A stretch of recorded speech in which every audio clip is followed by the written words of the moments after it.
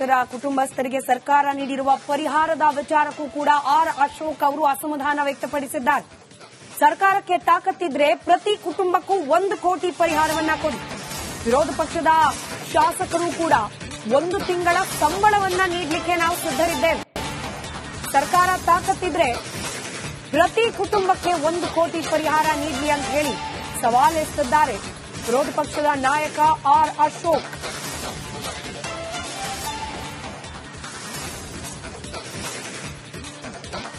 ಕೊಡ್ತೀನಿ ಅಂದ್ರು, ಆಮೇಲೆ 10 ಲಕ್ಷ ಮಾಡಿದ್ರು. ಈಗ ಮಾನವ ಹಕ್ಕು ಆಯೋಗ ಹೋದ್ಮೇಲೆ 25 ಲಕ್ಷ ಆಗಿದೆ. ನಾವ್ ಹೇಳಿರೋದು 1 ಕೋಟಿ ಕೊಡಿ ಅಂತ. ಸರ್ಕಾರ ಪಾಪರ್ ಆಗಿಲ್ಲ ಅಂದ್ರೆ, ಪಾಪರ್ ಆಗಿದ್ರೆ ಬೇಡ, ಪಾಪರ್ ಅಂತ ಡಿಕ್ಲೇರ್ ಮಾಡ್ಕೊಂಬಿಟ್ರೆ ಬೇಡ, ಡಿಕ್ಲೇರ್ ಮಾಡ್ಬಿಡಿ ಪಾಪರ್ ಅಂತ. ಇಲ್ಲ ಅಂದ್ರೆ 1 ಕೋಟಿ ಕೊಡಿ. ಅದನ್ನು ಮೀನಾವೇಶ ಎಣಿಸ್ತಾ ಇದ್ದೀರ. ನಾವು ನಮ್ಮೆಲ್ಲ ಶಾಸಕರ ಜೊತೆ ಇವತ್ತು ಚರ್ಚೆ ಮಾಡಿದ್ದೀನಿ.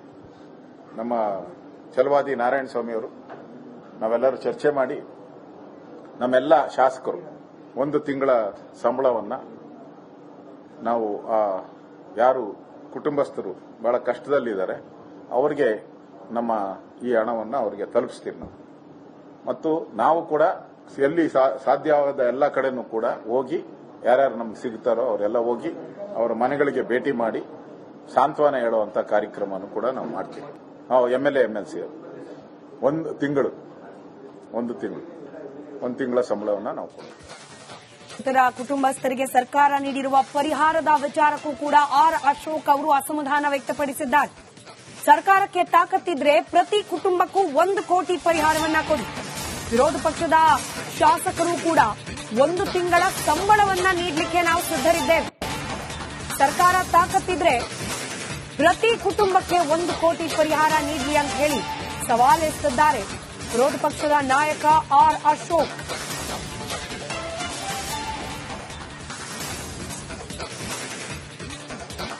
ಕೊಡ್ತೀನಿ ಅಂದ್ರು, ಆಮೇಲೆ 10 ಲಕ್ಷ ಮಾಡಿದ್ರು. ಈಗ ಮಾನವ ಹಕ್ಕು ಆಯೋಗ ಹೋದ್ಮೇಲೆ 25 ಲಕ್ಷ ಆಗಿದೆ. ನಾವ್ ಹೇಳಿರೋದು 1 ಕೋಟಿ ಕೊಡಿ ಅಂತ. ಸರ್ಕಾರ ಪಾಪರ್ ಆಗಿಲ್ಲ ಅಂದ್ರೆ, ಪಾಪರ್ ಆಗಿದ್ರೆ ಬೇಡ, ಪಾಪರ್ ಅಂತ ಡಿಕ್ಲೇರ್ ಮಾಡ್ಕೊಂಬಿಟ್ರೆ ಬೇಡ, ಡಿಕ್ಲೇರ್ ಮಾಡ್ಬಿಡಿ ಪಾಪರ್ ಅಂತ. ಇಲ್ಲ ಅಂದ್ರೆ 1 ಕೋಟಿ ಕೊಡಿ. ಅದನ್ನು ಮೀನಾವೇಶ ಎಣಿಸ್ತಾ ಇದ್ದೀರ. ನಾವು ನಮ್ಮೆಲ್ಲ ಶಾಸಕರ ಜೊತೆ ಇವತ್ತು ಚರ್ಚೆ ಮಾಡಿದ್ದೀನಿ. ನಮ್ಮ ಛಲವಾದಿ ನಾರಾಯಣ ಸ್ವಾಮಿ ಅವರು ನಾವೆಲ್ಲರೂ ಚರ್ಚೆ ಮಾಡಿ ನಮ್ಮೆಲ್ಲ ಶಾಸಕರು 1 ತಿಂಗಳ ಸಂಬಳವನ್ನ ನಾವು ಯಾರು ಕುಟುಂಬಸ್ಥರು ಬಹಳ ಕಷ್ಟದಲ್ಲಿದ್ದಾರೆ ಅವರಿಗೆ ನಮ್ಮ ಈ ಹಣವನ್ನು ಅವರಿಗೆ ತಲುಪಿಸ್ತೀವಿ ನಾವು.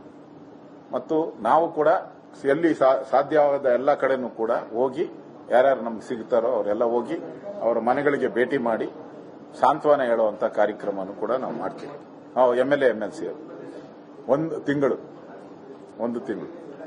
ತಿಂಗಳ ಸಂಬಳವನ್ನ ನಾವು ಕೊಡ್ತೀವಿ. ಮೃತರ ಕುಟುಂಬಸ್ಥರಿಗೆ ಸರ್ಕಾರ ನೀಡಿರುವ ಪರಿಹಾರದ ವಿಚಾರಕ್ಕೂ ಕೂಡ ಆರ್ ಅಶೋಕ್ ಅವರು ಅಸಮಾಧಾನ ವ್ಯಕ್ತಪಡಿಸಿದ್ದಾರೆ. ಸರ್ಕಾರಕ್ಕೆ ತಾಕತ್ತಿದ್ರೆ ಪ್ರತಿ ಕುಟುಂಬಕ್ಕೂ 1 ಕೋಟಿ ಪರಿಹಾರವನ್ನ ಕೊಡಿ. ವಿರೋಧ ಪಕ್ಷದ ಶಾಸಕರು ಕೂಡ 1 ತಿಂಗಳ ಸಂಬಳವನ್ನ ನೀಡಲಿಕ್ಕೆ ನಾವು ಸಿದ್ಧರಿದ್ದೇವೆ. ಸರ್ಕಾರ ತಾಕತ್ತಿದ್ರೆ ಪ್ರತಿ ಕುಟುಂಬಕ್ಕೆ 1 ಕೋಟಿ ಪರಿಹಾರ ನೀಡಲಿ ಅಂತ ಹೇಳಿ ಸವಾಲೆಸೆದಿದ್ದಾರೆ ವಿರೋಧ ಪಕ್ಷದ ನಾಯಕ ಆರ್ ಅಶೋಕ್.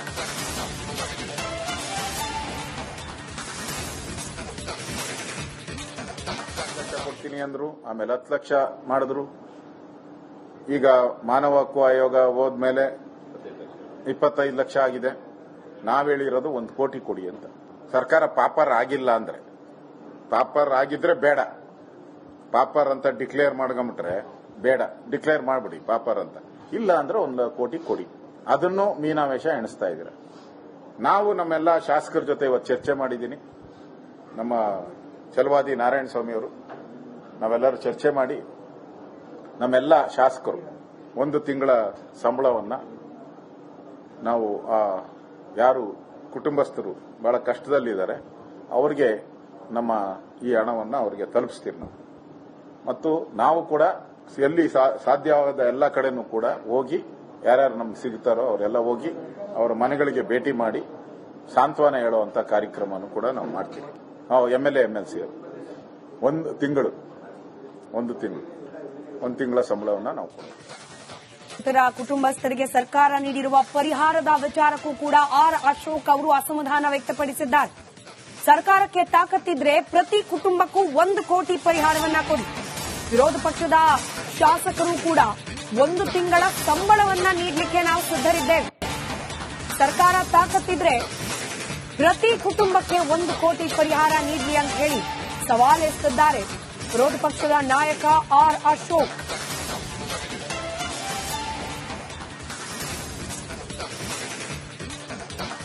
ಕೊಡ್ತೀನಿ ಅಂದ್ರು, ಆಮೇಲೆ 10 ಲಕ್ಷ ಮಾಡಿದ್ರು. ಈಗ ಮಾನವ ಹಕ್ಕು ಆಯೋಗ ಹೋದ್ಮೇಲೆ 25 ಲಕ್ಷ ಆಗಿದೆ.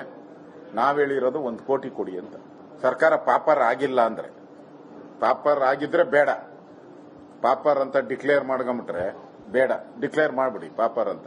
ಇಲ್ಲ ಅಂದ್ರೆ 1 ಕೋಟಿ ಕೊಡಿ. ಅದನ್ನು ಮೀನಾವೇಶ ಎಣಿಸ್ತಾ ಇದ್ದೀರ. ನಾವು ನಮ್ಮೆಲ್ಲ ಶಾಸಕರ ಜೊತೆ ಇವತ್ತು ಚರ್ಚೆ ಮಾಡಿದ್ದೀನಿ.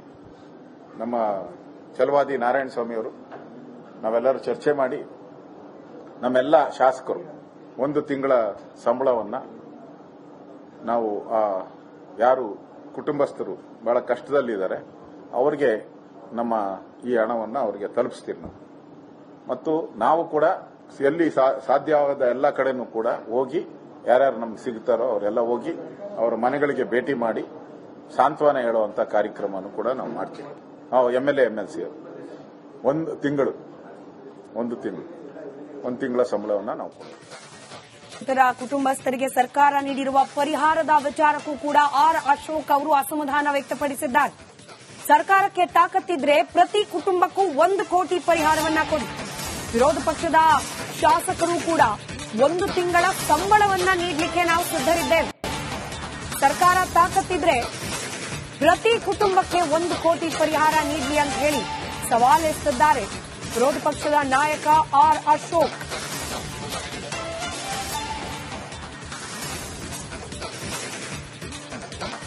ಕೊಡ್ತೀನಿ ಅಂದ್ರು, ಆಮೇಲೆ 10 ಲಕ್ಷ ಮಾಡಿದ್ರು.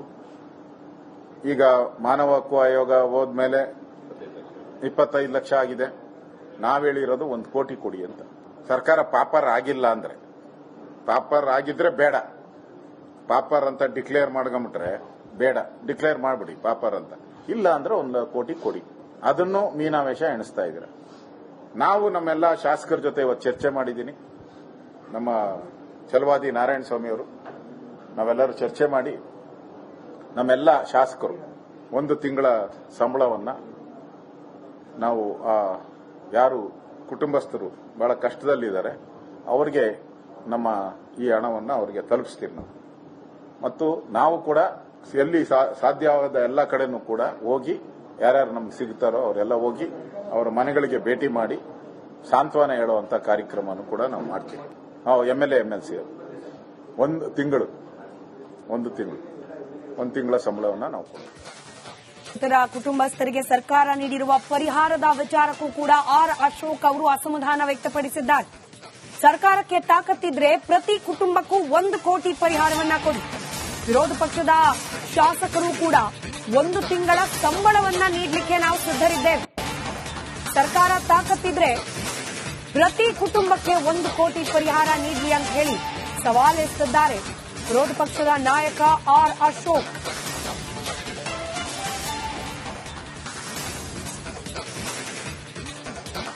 ಕೊಡ್ತೀನಿ ಅಂದ್ರು, ಆಮೇಲೆ 10 ಲಕ್ಷ ಮಾಡಿದ್ರು. ಈಗ ಮಾನವ ಹಕ್ಕು ಆಯೋಗ ಹೋದ್ಮೇಲೆ 25 ಲಕ್ಷ ಆಗಿದೆ. ನಾವೇಳಿರೋದು 1 ಕೋಟಿ ಕೊಡಿ ಅಂತ. ಸರ್ಕಾರ ಪಾಪರ್ ಆಗಿಲ್ಲ ಅಂದ್ರೆ, ಪಾಪರ್ ಆಗಿದ್ರೆ ಬೇಡ, ಪಾಪರ್ ಅಂತ ಡಿಕ್ಲೇರ್ ಮಾಡ್ಕೊಂಬಿಟ್ರೆ ಬೇಡ, ಡಿಕ್ಲೇರ್ ಮಾಡ್ಬಿಡಿ ಪಾಪರ್ ಅಂತ. ಇಲ್ಲ ಅಂದ್ರೆ 1 ಕೋಟಿ ಕೊಡಿ. ಅದನ್ನು ಮೀನಾವೇಶ ಎಣಿಸ್ತಾ ಇದ್ದೀರ. ನಾವು ನಮ್ಮೆಲ್ಲ ಶಾಸಕರ ಜೊತೆ ಇವತ್ತು ಚರ್ಚೆ ಮಾಡಿದ್ದೀನಿ. ನಮ್ಮ ಛಲವಾದಿ ನಾರಾಯಣ ಸ್ವಾಮಿ ಅವರು ನಾವೆಲ್ಲರೂ ಚರ್ಚೆ ಮಾಡಿ ನಮ್ಮೆಲ್ಲ ಶಾಸಕರು 1 ತಿಂಗಳ ಸಂಬಳವನ್ನ ನಾವು ಯಾರು ಕುಟುಂಬಸ್ಥರು ಬಹಳ ಕಷ್ಟದಲ್ಲಿದ್ದಾರೆ ಅವರಿಗೆ ನಮ್ಮ ಈ ಹಣವನ್ನು ಅವರಿಗೆ ತಲುಪಿಸ್ತೀವಿ ನಾವು. ಮತ್ತು ನಾವು ಕೂಡ ಎಲ್ಲಿ ಸಾಧ್ಯವಾದ ಎಲ್ಲ ಕಡೆನೂ ಕೂಡ ಹೋಗಿ ಯಾರ್ಯಾರು ನಮ್ಗೆ ಸಿಗ್ತಾರೋ ಅವರೆಲ್ಲ ಹೋಗಿ ಅವರ ಮನೆಗಳಿಗೆ ಭೇಟಿ ಮಾಡಿ ಸಾಂತ್ವನ ಹೇಳುವಂತ ಕಾರ್ಯಕ್ರಮವನ್ನು ಕೂಡ ನಾವು ಮಾಡ್ತೀವಿ. ನಾವು MLA MLC ಅವರು 1 ತಿಂಗಳ ಸಂಬಳವನ್ನ ನಾವು ಕೊಡ್ತೀವಿ.